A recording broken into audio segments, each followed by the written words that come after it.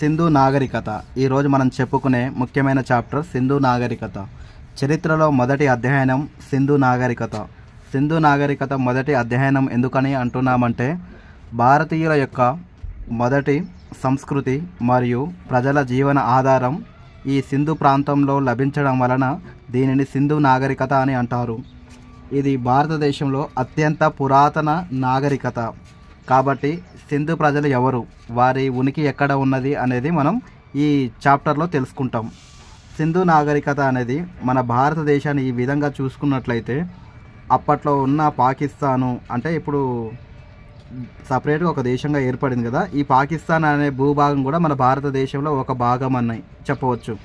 ఇక్కడ బెలుచిస్తాన్ అనే ప్రాంతం, ఇటు పోతే ఆఫ్ఘనిస్తాన్ ప్రాంతం, ఇక్కడ ఉండే మనకు నేపాల్ కానీ, ఇటు భూటాన్ అనే ప్రాంతం కానీ, ఇవన్నీ కూడా మన భారతదేశంలోని ప్రధాన భూభాగాలని చెప్పవచ్చు. అయితే ఈ సింధు ప్రజలు ఎక్కడి వారు, మరి వీరి జన్మస్థలం ఎక్కడ, వీరు ఎక్కడ నివసించారు అనేది ఈ చాప్టర్లో మనం తెలుసుకుంటాం. సింధు నాగరికత యొక్క ముఖ్యాంశాలు ముందుగా తెలుసుకుంటాం. ఆ తర్వాత వారి సరిహద్దులు ఎక్కడెక్కడ వరకు విస్తరించాయి, హరప్పా ప్రదేశాలు ఎక్కడెక్కడ ఉన్నాయి, మరియు నగర నిర్మాణం ఎలా జరిగింది, అంటే నేడు ఉన్న భవనాలు మరియు రోడ్లు అలాంటి నగర నిర్మాణం అనేది ఆ రోజుల్లో ఎలా ఉంది అనేది తెలుసుకుంటాం.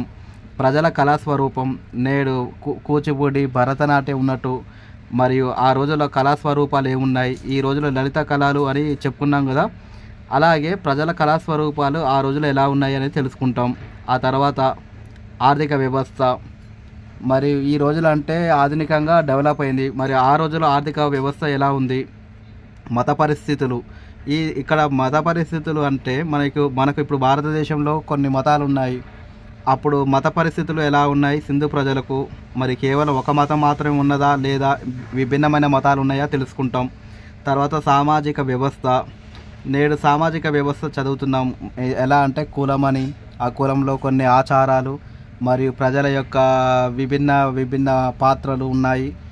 అంటే మన దేశంలో చూసుకున్నట్టయితే కులము అనేది మరియు కొన్ని చట్టాలు, కొన్ని మరియు సంస్కరణకు సంబంధించిన ఉద్యమాలు అనేది ఉన్నాయి. ఆ రోజుల్లో మరి స్త్రీ పురుషులు ఎలా ఉండేవారు, వారి మధ్య ఆర్థిక పరిస్థితులు, సామాజిక పరిస్థితుల మధ్య ప్రభావం ఎలా ఉంది అనేది తెలుసుకుంటాం. మరి సింధు నాగరికత, అసలు ఈ నాగరికత ఎందుకు పతనమైనది అనేది మనం చివరిగా తెలుసుకుంటాం. సింధు నాగరికత పతనం అనేది ఎవరితో పతనమైంది అనేది కూడా ఒక అవగాహన లేదా ఒక ఊహా ప్రకారం అనేది చెప్పగలుగుతున్నాం. కాబట్టి సింధు నాగరికత అనేది ఏ కాలానికి చెందినది అంటే క్రీస్తు పూర్వం 2500 నుండి 1750 వరకు చెప్పుకుంటాం. సింధు నాగరికత అనేది ఈ కాలం ఉంది కదా, ఈ పీరియడ్ ఆఫ్ టైంని మనం కార్బన్ డేటింగ్ ఆధారంగా తీసుకున్నాం. కాబట్టి సింధు నాగరికత అనేది ఎందుకు అంటే, భారతదేశంలో ఇక్కడ గుజరాత్, ఈ కింది భాగంలోకి వస్తే మధ్యప్రదేశ్, ఇక్కడ మహారాష్ట్ర, ఇక్కడ మధ్యప్రదేశ్, ఈ భాగాల నుండి తీసుకుంటే, మరియు ఇక్కడ యూపీ, ఉత్తరప్రదేశ్, ఇలా ఈ భాగాలన్నీ తీసుకున్నట్లయితే ఇక్కడ పాకిస్తాను, ఇక్కడ బెలుచిస్తాను, ఇక్కడ ఆఫ్ఘనిస్తాను, ఈ ప్రాంతాల వరకు సింధు నాగరికత అనేది కనబడుతుంది. సింధు నాగరికత యొక్క ముఖ్యాంశాలు తెలుసుకుందాం. సింధు నాగరికతకు కొన్ని సరిహద్దులు ఉన్నాయి. ఇప్పుడున్న భారతదేశానికి ఉత్తరాన మనకు జమ్మూ కాశ్మీరు, ఇక్కడ గుజరాత్, ఇక్కడ కన్యాకుమారి, తమిళనాడు ప్రాంతంలో ఉన్నట్లు, మరియు సింధు నాగరికత కాలంలో కూడా వారికి కొన్ని సరిహద్దులు ఉన్నాయి. అవి ఎలా అంటే, ఇక్కడ మధ్యప్రదేశ్, ఇక్కడ మహారాష్ట్ర కనపడుతుంది కదా, ఈ గుజరాత్లోనే ఒక భాగం మహారాష్ట్ర అప్పట్లో. కాబట్టి ఇక్కడ దక్షిణానం అని ఈ భాగాన్ని చెప్తాం. దక్షిణాన కాబట్టి ఈ దక్షిణ ప్రదేశంలో మనకు దైమాబాద్, ఈ దైమాబాద్ అనేది ఎక్కడ ఉందంటే, కొన్ని పుస్తకాలలో మహారాష్ట్ర అని ఇచ్చారు, కొన్ని పుస్తకాలలో గుజరాత్ అని ఇచ్చారు. మనకు ఏదైనా పర్లేదు, ఇక్కడ దైమాబాద్ అనేది గుర్తుంచుకుందాం. సింధు నాగరికత యొక్క దక్షిణ భూభాగం దైమాబాద్. అలాగే సింధు నాగరికత తూర్పు భాగం అనేది ఉంది కదా, ఈ తూర్పు భాగం అనేది మనకు నేడు ఉన్న ఉత్తరప్రదేశ్ రాష్ట్రంలోని అలంగిపూర్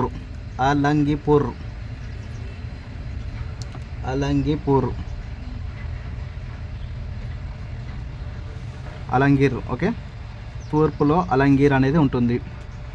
ఇప్పుడు ఉత్తరప్రదేశ్కు ఈ తూర్పు సరిహద్దు అని చెప్పాము.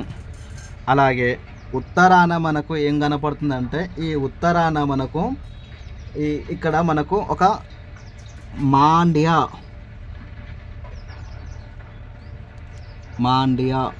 లేదా మాండ్యా జిల్లా అనే ప్రాంతం ఇక్కడ కనపడుతుంది. అలాగే మనకు పశ్చిమాన సింధు సరిహద్దు ప్రాంతం ఏమైనా ఉంది అంటే అది బెలుచిస్తాన్ అనే ప్రాంతం. ఇక్కడ గీసాను చూడండి, ఈ సర్కిల్, ఇది బెలుచిస్తాన్, ఇది పశ్చిమాన సరిహద్దు ప్రాంతం. అయితే నేడు భారతదేశంలోని సింధు నాగరికత బయటపడిన ప్రదేశం ఏమిటంటే వాయవ్య భారతదేశం, వాయవ్య ప్రాంతం. ఈ వాయవ్య ప్రాంతంలో ఎందుకు సింధు నాగరికత బయటపడిందంటే, బ్రిటిష్ పాలన మన దేశంలో జరుగుతున్నప్పుడు ఆ సమయంలో ఇంగ్లాండ్కు, ఇక్కడ ఇంగ్లాండ్ దేశాలు ఉంటాయి కదా, ఇలా మన ఇండియా నుండి, ఢిల్లీ నుండి, అలాగే ఇక్కడ కోలకత్తా, ఇక్కడ మహారాష్ట్ర ఉంది కదా, ఇక్కడ ముంబై, ఇక్కడ అహ్మదాబాద్ గుజరాత్ ఉంది కదా, ఈ గుజరాత్ అహ్మదాబాదు, ఈ ప్రాంతాల నుండి రైల్వే వ్యవస్థ ఏర్పాటు చేసి మన దేశంలో ఉన్న సంపదను కొల్లగొట్టాలి. కాబట్టి వీరు రైలు మార్గం కోసం కొన్ని ప్రయత్నాలు చేశారు. ఆ ప్రయత్నాల్లో కొంతమంది ఇంగ్లాండ్కి చెందిన వ్యక్తులు ఈ వాయవ్య భారతదేశం నుండి తమ దేశాలకు నడుచుకుంటూ వెళ్ళేవారు. ఒక వ్యక్తి ఇక్కడ కనపడిన 3 మైళ్ళ ప్రాంతంలో ఇటుకలను చూశాడు.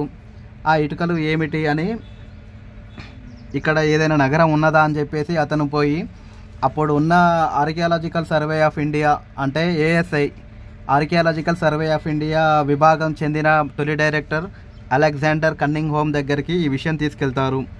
తీసుకెళ్ళిన తర్వాత అతను 1920లో హరప్పా అనే పట్టణాన్ని కనుగొన్నాడు. కాబట్టి భారతదేశానికి ఒక ప్రాచీనమైన నాగరికత ఉన్నది అని 1920 నాటికి బయటపడింది. 1920లో ఎందుకు బయటపడిందంటే, ఇక్కడ ఉన్నది కదా, ఈ గుజరాత్ మరియు రాజస్థాను, ఇక్కడ పంజాబు, ఈ ప్రాంతాల గుండా కొన్ని శిథిల వ్యవస్థలో ఉన్న మట్టి దిబ్బలు కనపడ్డాయి. ఈ మట్టి దిబ్బల వెంబడే మనకు ఒక నాగరికత ఏర్పడింది. ఆ నాగరికత అనేది హరప్ప నాగరికత. అది 1920లో బయటపడింది. ఈ 1920లో తొలిసారిగా హరప్ప నాగరికత అనేది బయటికి వచ్చింది. అయితే అసలు ఈ సింధు ప్రజలు ఎవరంటే, ఇక్కడ కనపడుతుంది కదా మనకు, ఇదంతా చల్లని ప్రదేశాలు, ఎందుకంటే హిమాలయాలు, ఇక్కడ హిమాలయాలు ఉన్నాయి కదా. ఈ హిమాలయాలు అనే ప్రాంతం చూసుకున్నట్లయితే, ఈ హిమాలయ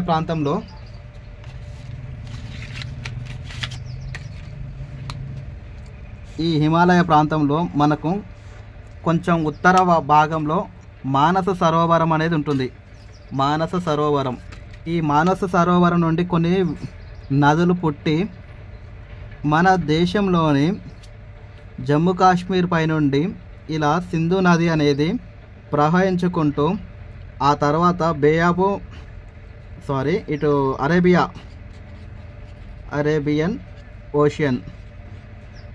అరేబియన్ సముద్రంలో కలుస్తుంది. ఓకే, అలాగే ఇప్పుడు సింధు నదికి మరి ఉపనదులు ఉన్నాయి కదా. ఉపనదులు ఏంటిది ఎగ్జాంపుల్, మనకు ఇలా కొన్ని చీనాబ్ నది, రావి నది, బియాస్ నది, సట్లజ్ నది, ఈ నదులన్నీ ఒకదానితో ఒకటి కలుసుకొని చివరిగా సింధు నదితో ఏకమై ఇవన్నీ పాకిస్తాన్ నుండి వెళ్ళి అరేబియా సముద్రంలో కలుస్తాయి.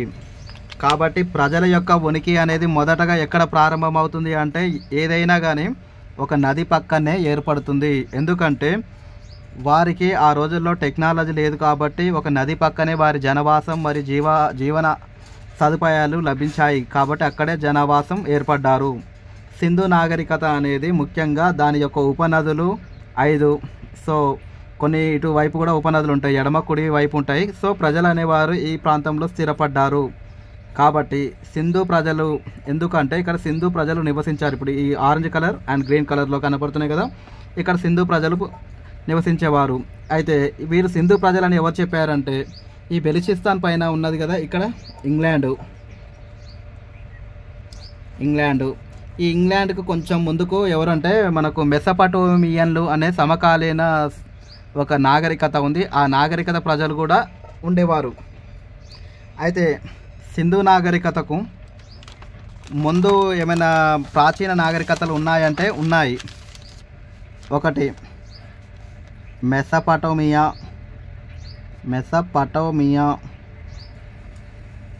తర్వాత ఈజిప్టు, 3 సింధు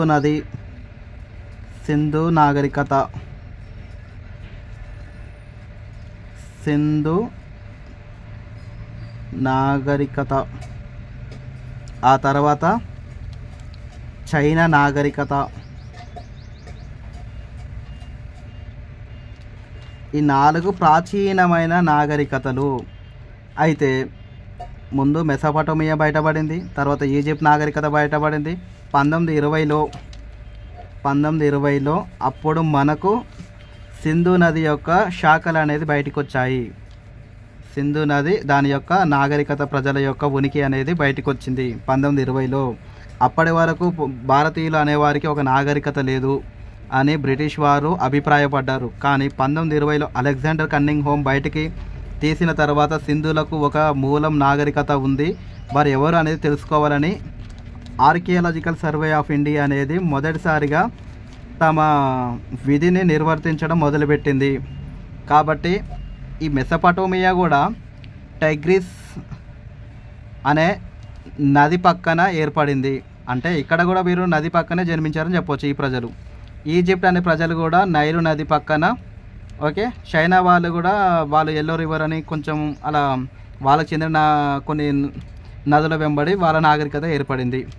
ఓకే, ఇప్పుడు ఈ ఈజిప్టులకు, సింధు ప్రజలకు, మెసపటోమియాలకు ఆర్థికంగా మరియు వారి మధ్య కొన్ని సత్సంబంధాలు ఏర్పడ్డాయి. ఆ సంబంధాలే వారికి వర్తకంగా పనిచేశాయని చెప్పవచ్చు. ఇప్పుడు సింధు ప్రజల గురించి మనం ముఖ్యాంశాలు తెలుసుకుందాం. సింధు ప్రజల గురించి చెప్పాలనుకుంటే, సింధు ప్రజలు ప్రపంచంలోనే 3వ నాగరికత అని చెప్పవచ్చు. ఇప్పుడే మనం అనుకున్నాం కదా, మొదటి వారు మెసపటోమియన్లు, 2వ వారు ఈజిప్టియన్లు, 3వ వారు సింధు నది ప్రజలు. కాబట్టి సింధు నాగరికత అనేది ఇప్పుడు మనం ఒక విషయానికి వస్తే సింధు నాగరికత ముఖ్యాంశాలు తెలుసుకుందాం. 1.1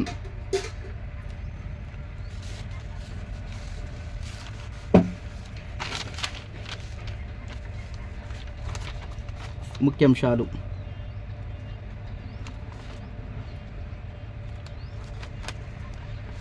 ఎందుకంటే ఇప్పుడు సింధు నాగరికత ఏ కాలానికి చెందినది అంటే 2500 BC నుండి 1750 BC. ఈ కాలాన్ని మనం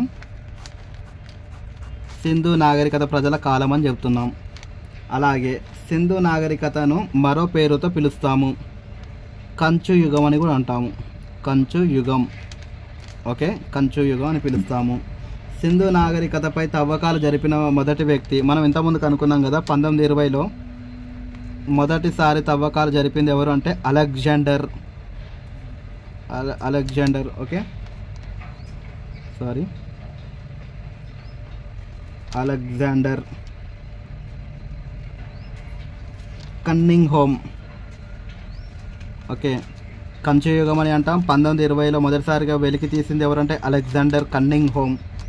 ఓకే, ఇప్పుడు మనం ఇంతకుముందుకు చెప్పాం కదా, ఈ నాగరికతకు సరిహద్దులు చెప్పాం, దైమాబాదు, మాండియా, మరి అలంగీపూరు, ఇక్కడ మనకు బెలుచిస్తాన్ చెప్పాం కదా. దీని యొక్క మొత్తం చదరపు కిలోమీటర్లు ఎంత అంటే సింపుల్గా చెప్పాలంటే 13 లక్షల చదరపు కిలోమీటర్లు. 13 లక్షలు. ఓకే, 13 లక్షలు చదరపు కిలోమీటర్లు. ఓకే, భారతదేశంలో మనం ఇప్పుడు చెప్పుకున్నట్టు మరి సింధు నాగరికత కూడా ఒక చదరపు కిలోమీటర్లలో అంచనా వేశారు. ఓకే, 13 లక్షలు ఇది గుర్తుపెట్టుకోవాలి. 1920 గుర్తుపెట్టుకోవాలి. దక్షిణ భారతదేశంలో ధైమాబాద్ గుర్తుపెట్టుకోవాలి. తూర్పులో అలంగిపూరు. ఇవి ఎలాగైనా గుర్తుంటాయి. ఇప్పుడు నేను ఇండియా మ్యాప్ను మరియు పాకిస్తాన్ మ్యాప్ను రెండు కలిపి ఇచ్చాను. ఇప్పుడు పాకిస్తాన్కు మరియు ఈ సింధు నాగరికత వెలిసిన భారతదేశానికి ఈ రెండు మధ్య కొన్ని నాగరికతలు అనేది బయటపడతాయి. అంటే కొన్ని ముఖ్యమైన నగరాలు లేదా పట్టణాలు బయటపడతాయి. ఇప్పుడు అలెగ్జాండర్ కన్నింగ్ హోమ్ అనేటైనా 1920లో తీసుకొచ్చాడు. ఓకే, విస్తీర్ణం 13 లక్షలు చెప్పుకున్నాం. వీరికి 2 దేవతలు ఉంటారు. సో దేవుళ్ళు అమ్మ తల్లి, ఈమె స్త్రీ దేవత. మరియు పశుపతి, ఇతను పురుషుల దేవుడు. అంటే అమ్మ తల్లి స్త్రీ అని అనుకుంటే పశుపతి అనేది మేల్ అనుకుందాం. సో వీళ్ళు దేవుళ్ళు ఆ రోజుల్లో. మరియు వీళ్ళు చెట్లను పూజించారు మరియు జంతువులను కూడా పూజించారు. కాబట్టి వీరు పూజించిన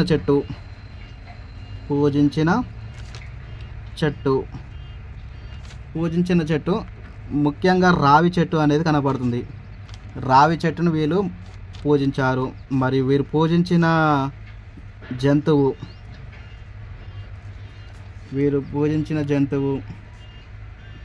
ఎద్దు.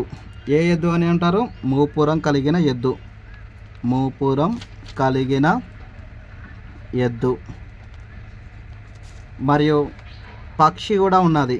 పక్షులను కూడా ప్రేమించారు వీళ్ళు. కాబట్టి పావురం అనేది తీసుకోవాలి. పావురం. మరియు వీరికి ఒక ఆట అనేది ముఖ్యమైన ఆట. ప్రపంచంలోనే ఒక గొప్ప ఆట. ఆ ఆట పేరే చదరంగం. చదరంగంలో వీరిని మించిన వారు ఎవరు లేరు. కాబట్టి చదరంగంలో ఆరితేరిన వారు సింధు ప్రజలు. మరియు వీరికి ప్రధాన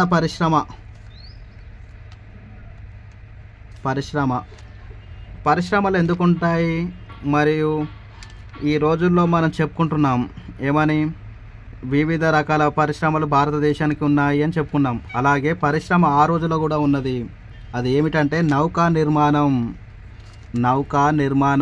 ఈ నౌకా నిర్మాణం ద్వారా సముద్రంలోని వ్యాపారం చేసేవారు. రైట్. మరి వీరికి లభించిన రాయి, మరి వీరు ముఖ్యంగా వాడిన రాయి కూడా స్టియాటైట్ అనే రాయి వాడారు. స్టియాటైట్ వాడారు. తర్వాత వీరు ఉపయోగించిన మొదటి లోహం రాగి.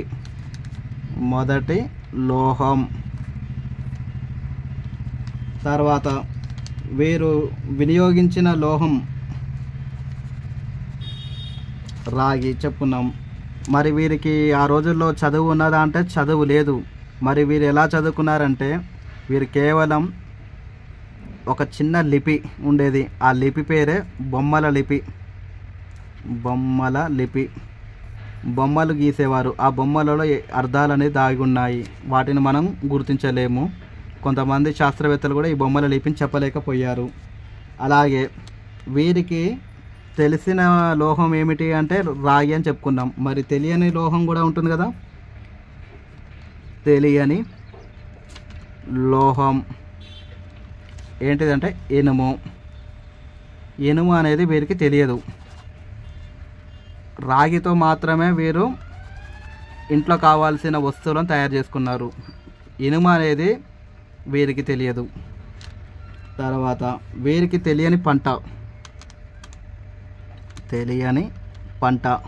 పంటలు వీరికి కొన్ని తెలియవు. ఆ పంటలో ముఖ్యంగా చెరుకు మరియు పప్పు దినుసులు. చెరుకు పప్పు దినుసులు అనేది వీరికి తెలియదు. మరియు వీరికి ఒక ప్రత్యేకంగా ఇంకోటి తెలియని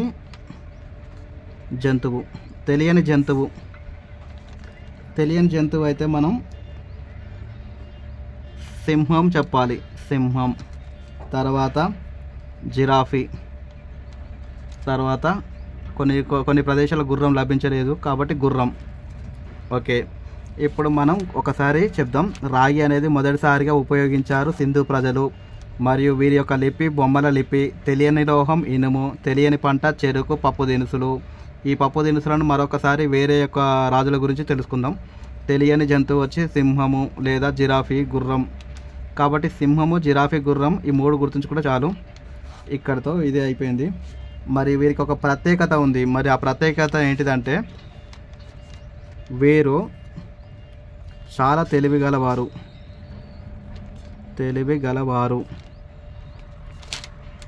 ఎందుకు అంటే వీరిది పట్టణ అభివృద్ధి నగరం. మరియు నగరాలు అన్నీ కూడా అభివృద్ధి చెందాయి. కాబట్టి నగరాలు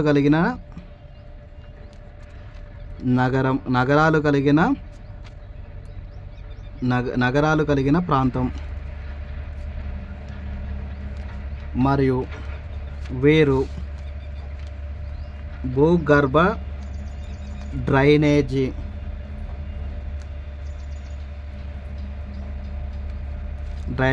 వాడారు. నేడు కొన్ని గ్రామాల్లో ఇప్పటికీ భూగర్భ డ్రైనేజీ లేదు. కానీ కొన్ని వందల సంవత్సరాల కిందనే సింధు ప్రజలు భూగర్భ డ్రైనేజీ వాడారు. ఎంత తెలియగలవారో చూడండి. ఓకే, కాబట్టి ఇప్పుడు 1.1 మనం సింధు ప్రజల యొక్క ముఖ్యాంశాలు అనేది తెలుసుకుందాం. ఒక్కసారి చూడండి. సింధు ప్రజల కాలం వచ్చి 2500 బీసీ నుండి 1750 బీసీ వరకు చెప్పుకున్నాము. కంచు యుగం అని వీరిని అంటాము. వీరు 1920లో అలెగ్జాండర్ కన్నింగ్హామ్ అనే అతను 1920లో ఈ హరప్ప నగరాన్ని కనుగొన్నాడు. ఆ తర్వాత దేవుళ్ళు అమ్మ తల్లి మరి పశుపతి. మరి వీరు పూజించిన చెట్టు రావి చెట్టు. మరి జంతువు వచ్చి మూపురం కలిగిన ఎద్దు. పక్షి వచ్చి పావురం. అంటే పక్షులను పూజించారు, జంతువులను పూజించారు, చెట్లను పూజించారు. మరియు దేవుళ్ళు అంటే మనిషి రూపంలో ఉన్న వారిని కూడా పూజించారు. అంటే ఇక్కడ అమ్మ తల్లి మరియు పశుపతి వారిని విగ్రహ రూపంలో పూజించారు. ఓకే, తర్వాత వీరికి చదరంగంలో మంచి ప్రాముఖ్యత పొంది ఉన్నారు. పరిశ్రమ ఉంది కదా, ఈ పరిశ్రమలో నౌక పరిశ్రమ అనేది వీరికి ప్రత్యేకత. రాయి అనేది స్టియాటైట్ అనే రాయిని వాడారు. ఇది మెత్తగా ఉంటుంది, చూడడానికి చాక్లెట్ రంగులో ఉంటుంది. ఈ స్టియాటైట్ అనే రాయిని వాడారు. వీరు చాలా తెలివిగలవారు. పట్టణాభివృద్ధి నగరం అని అంటారు, ఎందుకంటే పట్టణాలను అభివృద్ధి చేశారు కాబట్టి. మరి నగరాలు అనేది ఇక్కడ ఎక్కువగా కనపడతాయి. మరి భూగర్భ డ్రైనేజ్ అనేది ఎక్కువగా వాడారు. కాబట్టి ఇక్కడ అండర్లైన్ చేసుకోవాల్సిన పాయింట్ ఏంటిదంటే పట్టణ అభివృద్ధి, భూగర్భ డ్రైనేజ్, ఈ రెండు చాలు, మిగతావి పెద్దగా అవసరం లేదు. మరియు వీరికి తెలియని లోహం ఇనుము. తర్వాత మొదటి లోహము రాగి వాడారు. కాబట్టి తెలియని జంతువు మరి తెలియని పంట ఇవి ఒకసారి చదువుకుంటే సరిపోతుంది. తర్వాత సింధు ప్రజల యొక్క 1.2 సింధు నాగరికత సరిహద్దులు. మనం ఇప్పుడు చెప్పుకున్నాం కదా, దైమాబాదు, అలంగిపూరు, మాండ్య జిల్లా ఇవన్నీ చెప్పుకున్నాం. ఇప్పుడు హరప్ప ప్రదేశాలు ఎన్ని ఉన్నాయి, వాటి యొక్క ప్రత్యేకత ఏమిటనేది చూద్దాం. ఇప్పుడు 1.3 హరప్ప ప్రదేశాలు.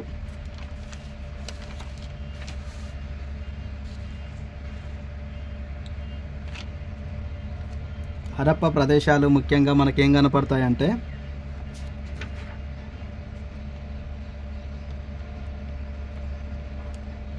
హరప్ప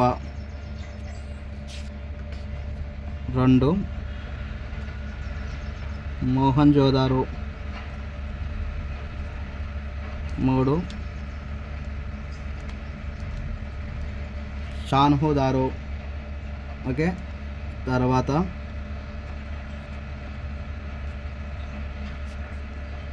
లోతల్. తర్వాత కాలిబంగన్. తర్వాత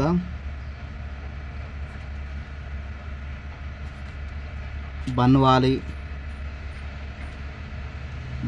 తర్వాత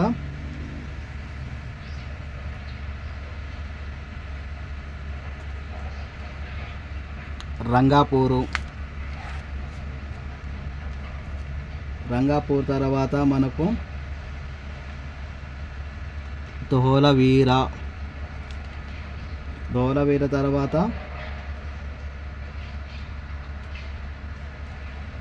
సుత్కజండర్. సుత్కజండర్ తర్వాత అమ్రి అనే చిన్న పట్టణం. తర్వాత రాకీ గర్హి. ఆ తర్వాత సుర్కటోడా.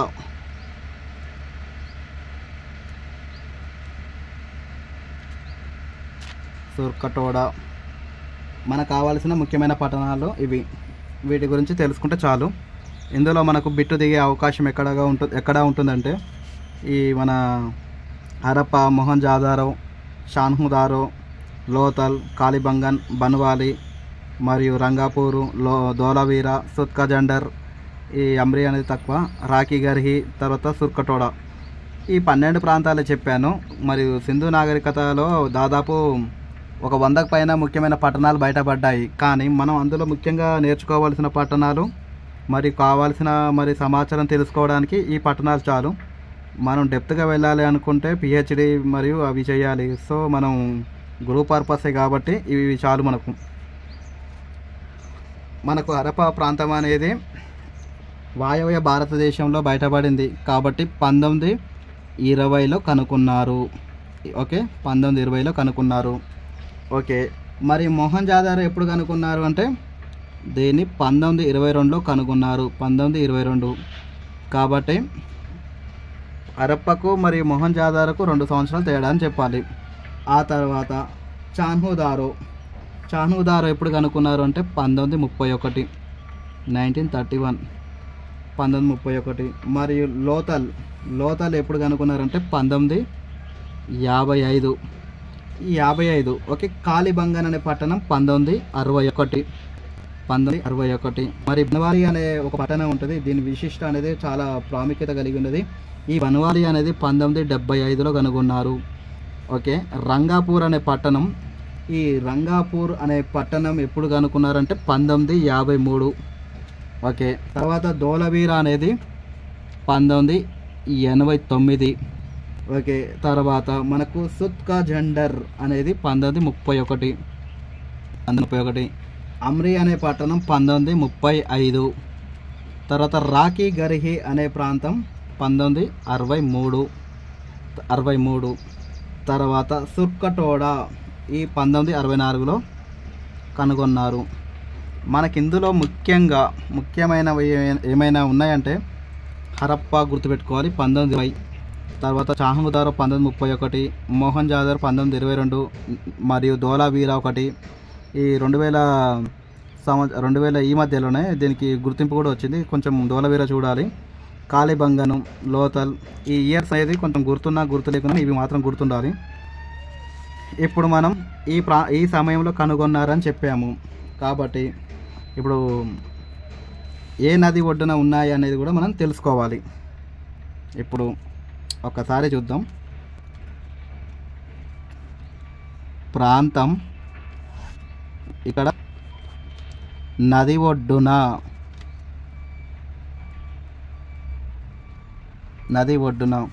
అయితే హరప్ప అనే ప్రాంతం ఈ హరప్ప అనేది ఎక్కడ బయటపడింది అంటే రావి నది ఒడ్డున. మనం అనుకున్నాం కదా ఏదైనా కానీ నది ఒడ్డు పక్కనే నది పక్కనే నాగరికతలు ఏర్పడతాయని చెప్పాము. కాబట్టి ఇక్కడ హరప్ప నాగరికత అనేది రావి నది ఒడ్డున బయటపడింది. తర్వాత మొహంజాదారో. ఓకే, మొహంజాదారో పట్టణము ఎక్కడ బయటపడిందంటే సింధు నది. ఈ సింధు నది. ఓకే, సింధు నది. ఇంతకుముందుకు నేను ఆరెంజ్ కలర్ చెప్పేసాను కదా అది. తర్వాత లోతల్ అనే పట్టణం చూద్దాం. లోతల్ అనే పట్టణం ఎక్కడ అంటే ఇది మనకు భోగావా నది లోతల్. ఆ తర్వాత మనకు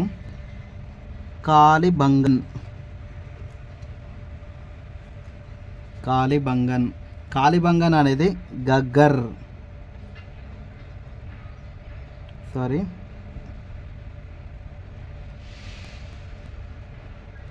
గగ్గర్.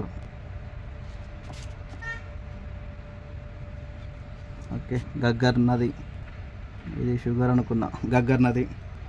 తర్వాత బన్వాలి. ఈ బన్వాలి అనే పట్టణం కూడా మనకు ఒకప్పుడు ఉన్న సరస్వతి నది పక్కన వెలిసింది. సరస్వతి, రైట్. తర్వాత మనకు రంగాపూర్. రంగాపూర్ అనేది మనకు బాదర్, ఇదొక నది, బాదర్ నది. బాదర్ నది. తర్వాత మనకు ధోలవీరా. ధోలవీరా. ధోలవీరా అనేది మనకు ఎక్కడ బయటపడింది అంటే సింధు.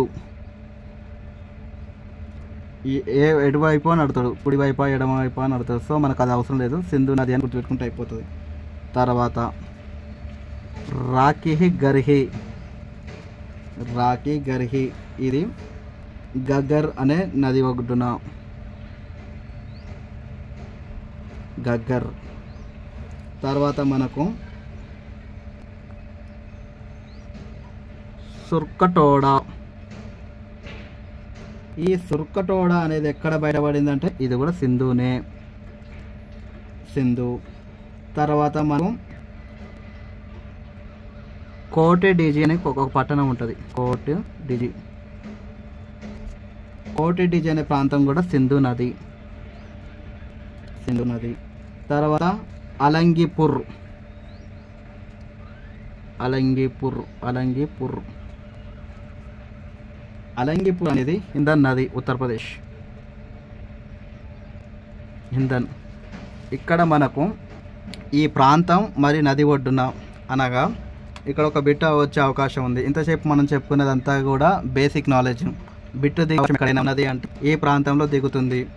ఎందుకంటే ఈ ప్రాంతంలో మనకు ముఖ్యంగా పట్టణాలు ఒకవైపు ఇచ్చి నది ఒడ్డున వెలిసిన నగలు అనేది ఇచ్చి ఆ పక్కనే నది అనేది ఇస్తాడు. కాబట్టి జతపరచండి అనే అవకాశం ఇస్తారు. హరప్ప అనేది ఉంది, ఇప్పుడు ఇది రావి నది. ఓకే. తర్వాత సింధు నది తీసుకుందాం ఒకసారి. కోటడిజ్ అనే పట్టణం, సుర్కటోడా అనే పట్టణం, తర్వాత మళ్ళీ మనకు సింధు దగ్గర మోహన్జాదారో అనే పట్టణం. ఇవి సింధు నది అని గుర్తుపెట్టుకోవాలి. అలాగే ఇప్పుడు మనకు రాఖీ గర్హి ఒకటి, ఏది గగ్గర్ నది. తర్వాత కాళీబంగన్, ఇది కూడా గగ్గర్ నది. సో ఈ గగ్గర్ నది అనేది మనం తెలుసుకున్నాం. అలాగే లోతాల్ అనేది ఉంది. లోతాల్ అనేది భోగావ నది పక్కన. బన్వాలి అనేది సరస్వతి నది. రంగాపూర్ అనేది ఉంది. ఇవి ఇలా గుర్తుపెట్టుకోవాలంటే కష్టం కాబట్టి వీటికి నేను తర్వాత ఒక కోడ్ ఇస్తాను. సో ఇక్కడ ఒక మార్కు దిగే అవకాశం ఉంది. ఒక్కసారి క్లియర్గా చూడండి. ముఖ్యమైన పట్టణాలు, అవి వెలిసిన నది ఒడ్డున ప్రాంతాలు, ఇవి నదులు, ఇది. సో ఇక్కడ నుండి మనకు ఒక బిట్టు దిగే అవకాశం ఉంది. ఇప్పుడు అలాగే మనం కొన్ని తెలుసుకుందాం. ఇప్పుడు ప్రాంతము మరియు అది నది ఒడ్డున వెలిసింది అని చదివాం కదా. ఇప్పుడు అలాగే ఆ ప్రాంతానికి కనుగొన్న ముఖ్యమైన శాస్త్రవేత్తలు ఎవరైనా చూద్దాం.